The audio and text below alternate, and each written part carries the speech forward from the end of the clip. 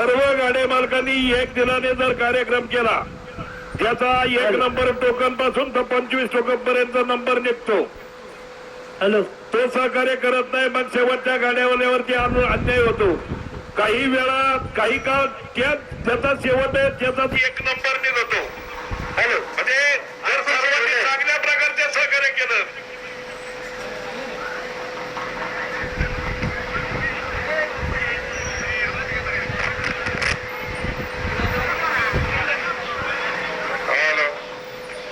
hello hello